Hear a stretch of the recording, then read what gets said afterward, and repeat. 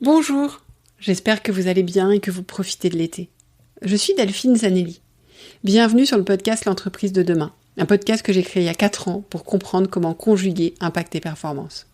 Bienvenue tout particulièrement dans cette capsule d'été. J'y échange avec des podcasteurs et des podcastrices, des auditeurs et des auditrices sur une conviction qu'ils ont souhaité venir partager. C'est l'occasion de vous faire découvrir des podcasts, des personnalités et de varier les sujets, chacun venant avec sa sensibilité. J'ai eu beaucoup de plaisir à échanger avec eux. Vous allez vous régaler. Et ils ont eu l'audace de passer de l'autre côté du micro. C'était pour certains très compliqué. Alors pensez à les remercier et à les féliciter. Allez aussi jusqu'au bout des podcasts, puisque après avoir échangé, nous partageons des tips de mise en action. Et oui, ce podcast, d'une manière générale, est là pour vous inspirer et vous faire passer à l'action. Et puis, comme c'est l'été, vous avez un petit peu plus de temps. Et donc, si le podcast ou si l'épisode vous plaît, pensez à noter le podcast sur Apple Podcast et sur Spotify et à le commenter. C'est fondamental pour faire connaître le podcast et pour le développer. Donc, ça m'est extrêmement utile. Et on me demande souvent comment le faire sur Apple Podcast. C'est simple. Il vous suffit de scroller sur votre téléphone, de descendre tout en bas de la page et vous allez trouver les étoiles et les commentaires. Et puis, si vous avez envie de rejoindre la communauté des auditeurs et des auditrices, de les rencontrer, ceux que vous avez entendus, mais aussi bien d'autres managers et dirigeants qui n'ont pas pu se rendre disponibles pour témoigner dans la capsule d'été, sachez que je vais organiser une rencontre à Paris mi-octobre. Par contre, les places seront limitées. De ce fait-là, j'ai choisi de les annoncer, de lancer en avant-première les inscriptions via la newsletter que je lance tout début septembre. Donc si vous voulez être sûr d'être inscrit en avant-première, d'être informé en avant-première, abonnez-vous tout de suite pendant que vous y pensez, pendant que je vous en parle, à la newsletter, en bas de la page de www.l'entreprisededemain.com. Je vous souhaite une bonne écoute, allez bien jusqu'au bout pour avoir tous les tips et à très vite. Bonjour Caroline. Salut Delphine. Alors merci d'être ici, de prendre le temps de venir sur le podcast pour nous parler de tes sujets de prédilection. On va y venir. Mais juste avant, est-ce que tu peux te présenter pour nos auditeurs et nos auditrices ? Oui, bien sûr. Alors déjà, merci pour ton invitation. C'est toujours hyper agréable d'être invité dans des podcasts parce que moi, d'habitude, je suis de l'autre côté du micro avec mon podcast Marketing Square. Ici, du coup, si je dois vous résumer mon parcours, je dirais que je suis une entrepreneur, récemment devenue entrepreneur. Avant, j'ai fait 10 ans de marketing et maintenant, je rends la croissance plus accessible aux entrepreneurs. En fait, je documente des bonnes méthodes marketing pour les entrepreneurs via un podcast et aussi je développe un outil qui permet du coup de dévoiler le pouvoir de son réseau, de révéler le pouvoir de son réseau.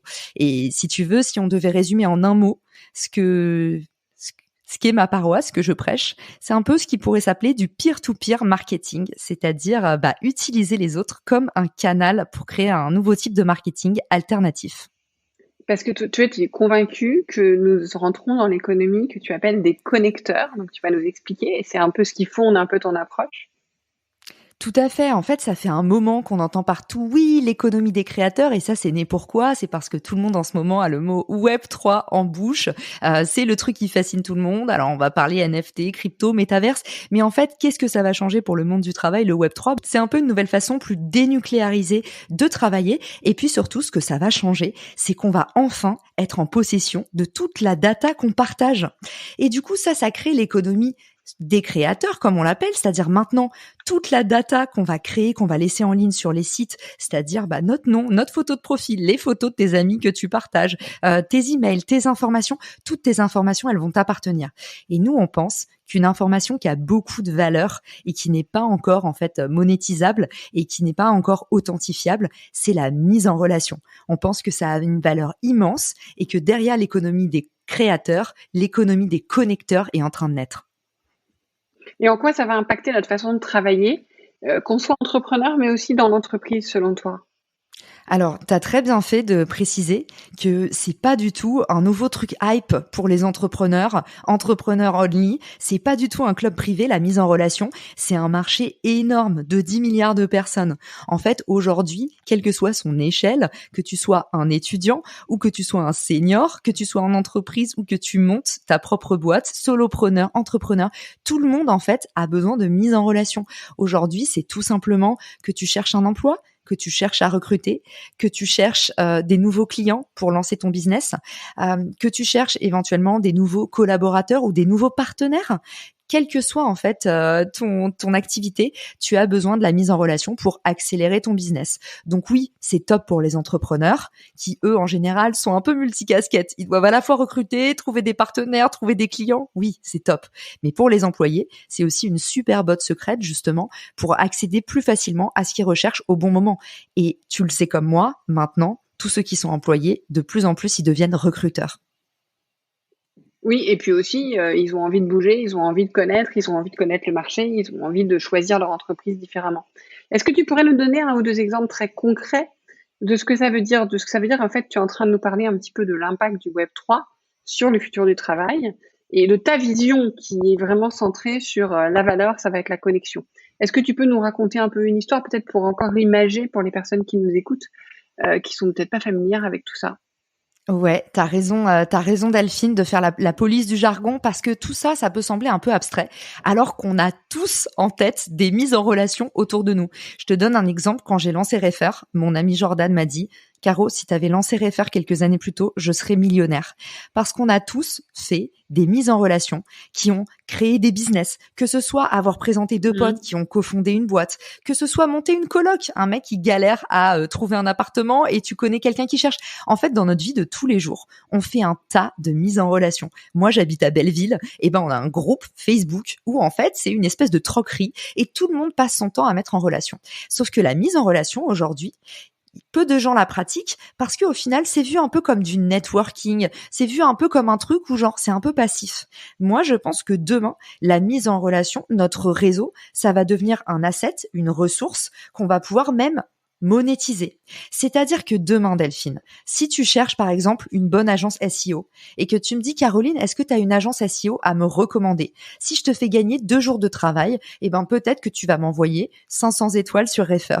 Et peut-être qu'à la fin du mois, quand j'ai rendu service à énormément de gens et impliqué, parce qu'on sait, même sur Refer, ça prend pas longtemps, ça prend quelques clics, mais une mise en relation, bah finalement, c'est du temps que tu passes, c'est de la charge mentale, donc c'est de l'amour que tu donnes. Et ben nous, on pense que demain, en fait, les gens qui sont des grands connecteurs, qui créent de la valeur, qui créent des mises en relation, ils vont pouvoir être rétribués. Et ça, l'idée, c'est pas de se dire: bah demain Delphine, à chaque fois que tu fais appel à Caroline, elle t'envoie la facture, parce que ça c'est odieux. L'idée, c'est plutôt de créer une nouvelle économie et de redistribuer les richesses de façon plus équitable, et que quelque part, bah si je te fais gagner du temps, charge à toi, soit de rien m'envoyer, et dans tous les cas, je t'en dois une, et c'est comme ça que fonctionnent aussi les relations humaines en général, et tant mieux. Soit tu te dis: bah ok, c'est la 5e fois que Caro elle m'aide, en fait, ça devient un vrai business, nous deux, on est des vrais partenaires, donc en fait, bah maintenant, à chaque fois, je vais lui envoyer une petite com, parce qu'on devrait travailler ensemble, et c'est vachement mieux que de faire de la publicité, ou de passer 3 jours à chercher par toi-même. Tu vois l'idée? Tout à fait. En fait, tu parles, moi, ça me fait penser à plusieurs choses que j'ai connues d'abord en entreprise. C'est que dans des moments de grande campagne, on avait ce qu'on appelle de recrutement, on avait ce qu'on appelle des campagnes de cooptation. C'est-à-dire qu'en fait, on disait: si tu cooptes, tu auras une prime. Alors, bon, pour la loi, il fallait pas que ce soit avantage en nature, donc on essayait de contourner tout ça, mais il y avait toujours ce sujet-là. De la même manière, en tant que collaborateur, si tu ramènes des clients, alors ça dépendait de l'entreprise, mais pour certaines entreprises, si tu ramènes des clients, tu peux avoir un apport d'affaires si c'est pas ton métier. En fait, ce que tu nous expliques là, c'est ce que parfois on essaye de stimuler parce qu'on a des besoins un peu plus importants et on veut que les gens s'en occupent. C'est quelque part, ça devienne, ça rentre beaucoup plus dans l'ADN, mais avec des façons, des manières d'avoir du transactionnel autour qui soient d'autres formats. Parce que finalement, c'est vrai que bah, plutôt que la prime ou le petit bonus ou le truc, parfois je préférais qu'on m'aide sur un sujet ou qu'on me mette en relation avec d'autres personnes. Ça sera peut-être beaucoup plus lucratif que voilà. Donc en fait, c'est comment est-ce qu'on organise ça pour en faire quelque chose d'extrêmement vertueux qui peut être financier, mais qui peut être simplement, voilà, des façons de. Alors, il y a des gens qui le font très très bien, très naturellement. Mais ce qui est intéressant dans ce que tu nous racontes, c'est le fait de, j'aime pas industrialiser, mais de le passer à grande échelle pour qu'en fait tout le monde puisse y arriver en fait. Et on voit bien, tu parles de réseau, on voit bien que le réseau c'est ce qu'il y a de plus dur à développer. Et en fait, quand tu es entrepreneur, quand tu es à ton compte, tu es obligé, donc tu le développes. Mais quand tu es salarié, bien souvent les gens se retrouvent à un moment donné à rechercher du boulot avec un réseau qui est peau de chagrin par rapport au profil qu'ils ont. Donc en fait, moi ce que j'aime bien dans ton approche, c'est de dire aidons les gens à rentrer dans cette économie de connexion, peut-être à trouver un autre intérêt à ce réseau. Pour certains, ils cherchent l'intérêt. Alors, c'est vrai que quand tu es entrepreneur, tu vois l'intérêt parce que tu rencontres des gens, c'est ton énergie en fait, c'est fabuleux, c'est ce qui te. Mais quand tu es en entreprise, enfin moi j'ai vraiment vécu les deux. Tu te sens pas de moins légitime, tu connectes moins facilement avec les gens à l'extérieur. Voilà, t'as moins. C'est comme tout, hein, t'as moins l'habitude, donc tu vas moins. Et même du point de vue du recrutement, tu as raison de le préciser, Delphine, pour moi, c'est une aberration. C'est-à-dire que je comprends qu'il y a un système de cooptation en interne, mais aujourd'hui, la crise de l'emploi, elle est telle, les marques sont en train de dépenser des milliers d'euros en marque employeur pour faire des campagnes sur le social media, passer par du referral. C'est le moyen le plus héroïste de recruter aujourd'hui. Et en plus, tous les chiffres prouvent qu'un employé qui a été coopté, il reste plus longtemps. Donc non seulement il coûte moins cher à recruter, tu compresses le temps de recrutement, et en plus il reste plus longtemps parce qu'il fit mieux avec la culture. Donc moi je comprends aujourd'hui qu'il y ait de la cooptation en interne, mais si on ouvrait nos œillères, Delphine, regarde tous les gens qui disent je suis pas assez payé, mon boss m'a pas augmenté cette année, mais il faut, tu vois, la nouvelle valeur, elle est là, elle est dans le fait que demain on va tous pouvoir être apporteurs d'affaires, on va tous pouvoir monétiser notre réseau. Et Delphine, pourquoi est-ce que demain, toi tu pourrais pas recommander un recrutement pour une autre boîte? Ça, c'est une aberration pour moi. Pourquoi de la cooptation en interne? Je comprends cette idée de culture d'entreprise. Ah, mais ça se fait aussi en externe. Hein. Mais on essaye aussi de le stimuler en interne parce que, comme tu le disais, parfois les gens connaissent l'entreprise. Mais par rapport à ce que tu dis, il y a un point important, c'est que dans les campagnes de marque employeur, on souhaite que les collaborateurs parlent de l'entreprise. Sauf qu'en fait, pour l'avoir beaucoup pratiqué, moi j'ai formé des collaborateurs à ça, c'est très difficile de les faire sortir du discours corporate parce que ils n'y arrivent pas, en fait. On leur demande de prendre la parole par eux-mêmes, mais ils ne savent pas quoi raconter, c'est compliqué. Là, encore une fois, nous, c'est partie de notre métier, c'est un mécanisme à mettre en place. Sinon, c'est pas quelque chose de facile. Mais du coup, avec ce que tu nous proposes là, pour moi, c'est quelque chose qui est très désinhibant parce qu'en fait, il y a ce côté, ça rentre dans une autre relation, dans une autre façon de faire et dans une autre, qui fait qu'on n'est pas en train de faire le porte-parole ou je ne sais quoi. Et je dis souvent aux collaborateurs, en fait, allez recruter vos collègues dehors parce que, en fait, c'est vous qui savez avec qui vous avez envie de bosser aussi. Et donc, parlez de chez vous, parlez de votre job pour faire venir des gens avec qui vous avez accessoirement envie de travailler.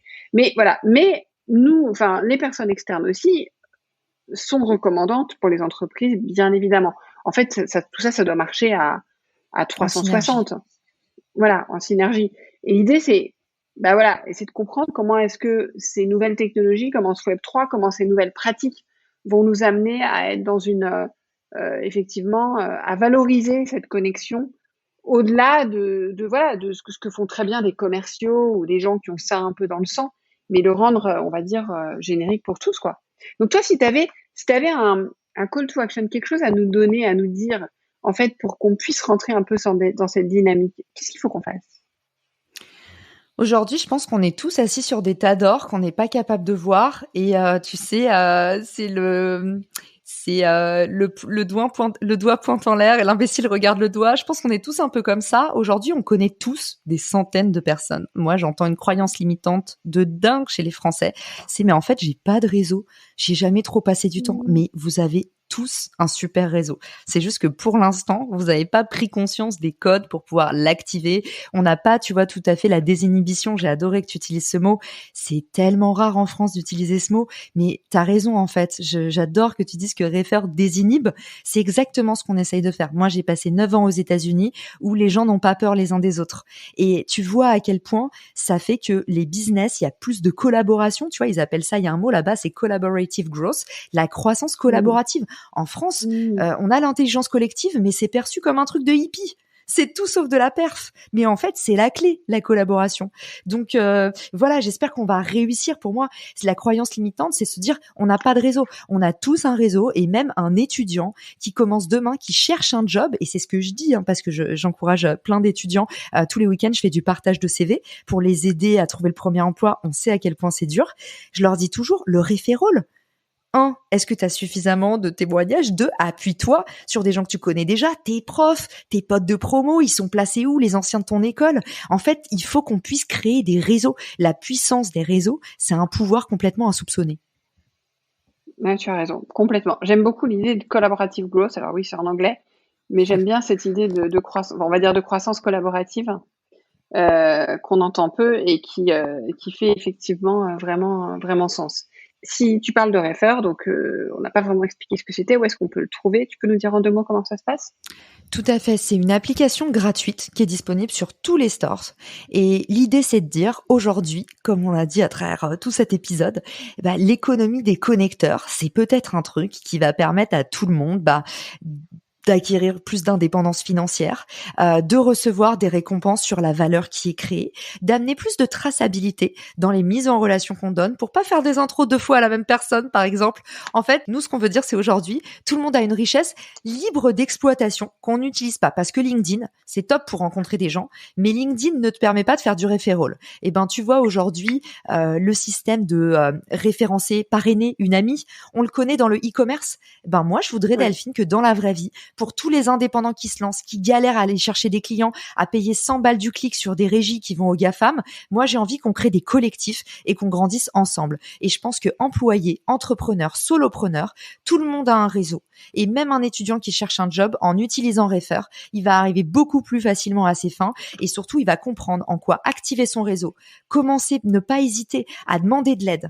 Il y a des mains qui se tendent. Et inversement, quand tu commences aussi par donner, tu reçois des sollicitations par Refer et tu dis, une fois par semaine, j'aide quelqu'un de mon réseau qui a besoin de quelque chose. L'effet cumulé, il est immense.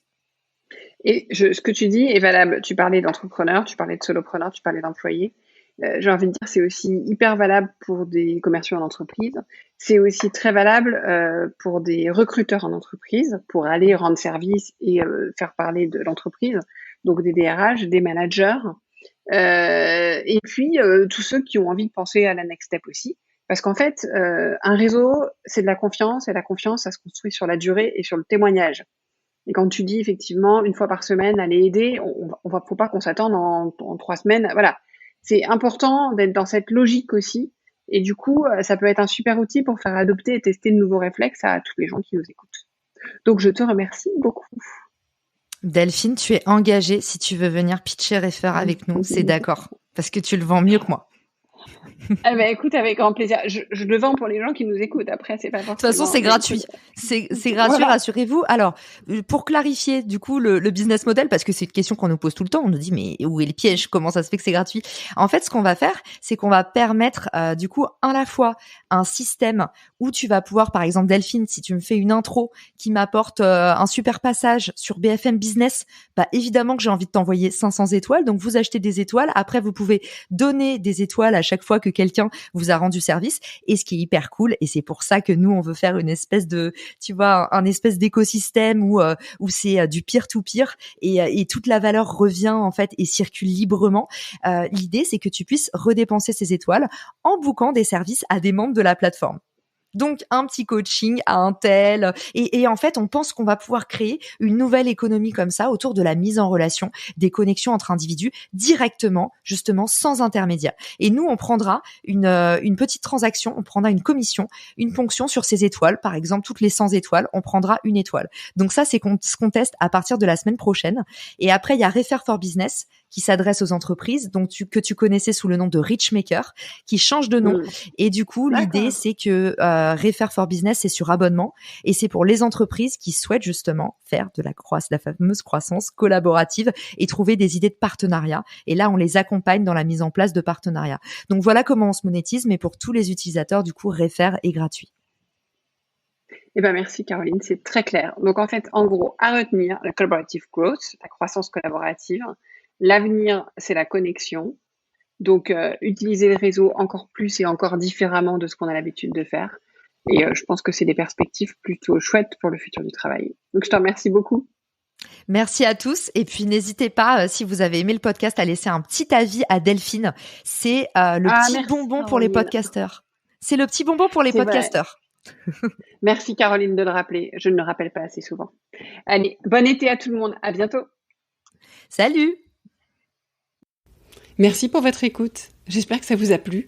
Allez, encore un bel été et pensez à la note et aux commentaires. Je le transmettrai à mes invités. Et un petit compliment l'été, ça fait plaisir. Ça fait du bien. Un peu comme un bon verre de vin. Allez, à bientôt.